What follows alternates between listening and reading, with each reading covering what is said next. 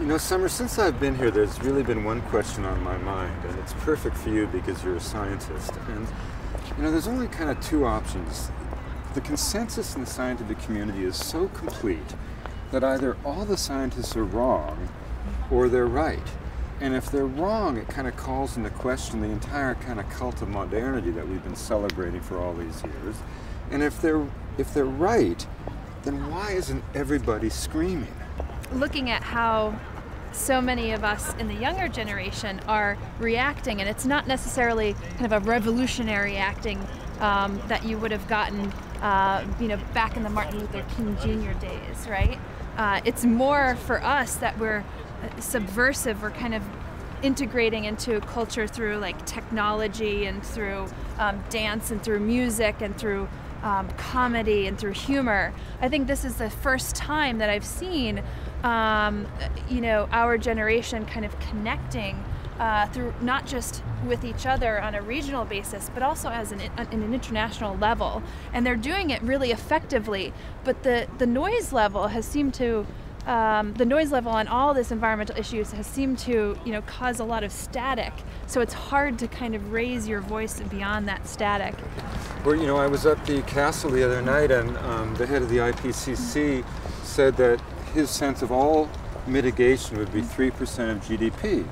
Well, in World War II, the United States spent 38% of its GDP on war without even thinking. So, you know, it's not that big an ask, and yet the people are the elders that are leading your generation into wherever we're going. It just seems extraordinary. I mean, I heard today at the Bella Center that there was talk of Bolivia walking out and Venezuela walking out, and you mentioned that Papua New Guinea's got problems. So, you know, everybody's kind of posturing in this diplomatic way while the world is kind of slowly, or maybe not so slowly, burning.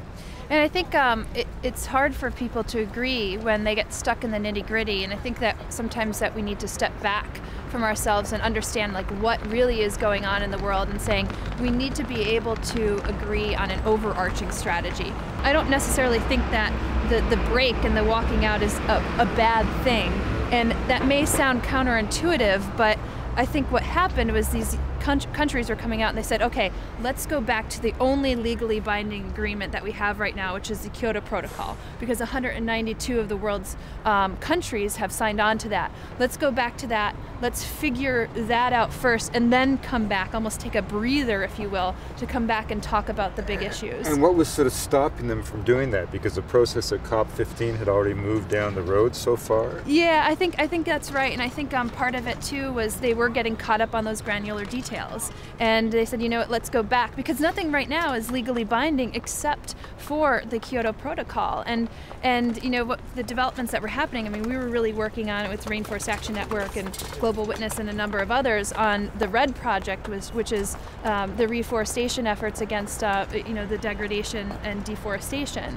And that was proposed to be one of the big wins. Like that was looked at by the world as one of the really big wins. Sort of like a done deal. A certain deal. Yeah, because that was a bigger issue. They're like, yes, deforestation is a problem. It's causing 20% of our greenhouse gas emissions. When it starts boiling down, like, you know, Papua New Guinea had walked out, and I think the main reason was, well, we don't want to be held accountable to all of these different details of, like, you know, giving back our, you know, carbon offsets and making sure and having detailed management plans and all this other kind of stuff.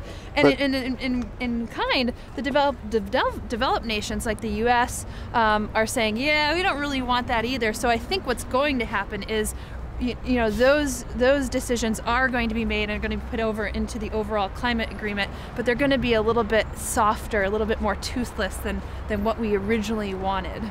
Do you feel, from having hung out there in the kind of the Bella Center, do you feel this whole thing could unravel? I mean, what is your sense of the prognosis? I feel like there's a lot of uncertainty in the air, but it's not going to fully unravel, particularly because I mean, all these countries have to save face, and I think that's some of the most important things. If they go back to their, you know, to their constituents with their tail under their legs saying, you know, we got this like weak agreement here, I think people will be really upset and up in arms. Like this is really our shot. I mean, all the scientists, like, as you had mentioned, you know, this is it. You know, this really is it.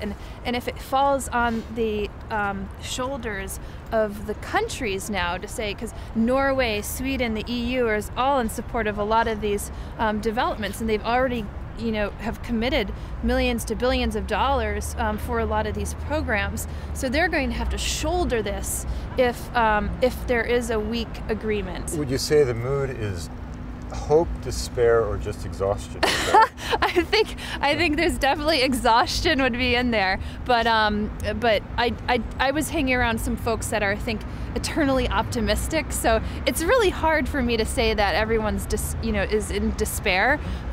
You know, I think some of the delegates may be in despair because of just frustration of sitting through those meetings and having to hear everyone talk their own talk. But as far as kind of the NGO world and, you know, the youth climate change movement and everything, these folks, you know, we're all eternally optimistic. Otherwise, we wouldn't be in the facilities that we're in doing the work that we're doing. But see, if the elders of the world fail, not just themselves, but you, your generation, I wonder if in the end it'll make as much difference, because you guys are going to carry on.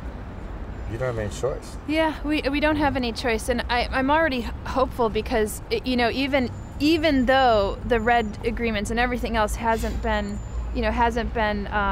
pushed through yet. I mean, I just heard one of my friends the other day just got the first RED project in Africa. Like he just today, it was released that he got the first RED project in Africa, which is 250,000 acres at the Rukinga National Wildlife Reserve, and I'm like, okay, well, this stuff is going to continue. Like our projects in Mozambique are going to continue. I mean, it's all the incredible strength of human will. I mean, on the policy side, you want the politics to come through and to work for you, but they weren't working for us like 4 or 5 years ago, and we still had people working towards their goals. And you know, you get hit down and you hit down and you bounce back up, and so it's just about how resilient we actually are. So I still have hope that things are going to go through and that there's going to be some sort of consensus, whether people have to get their arms twisted, countries have to get their arms twisted or not. But it, you know, I'm going to continue doing what I'm doing, you're going to continue doing what you're doing, and I think that we all have to still stand in solidarity even after COP15.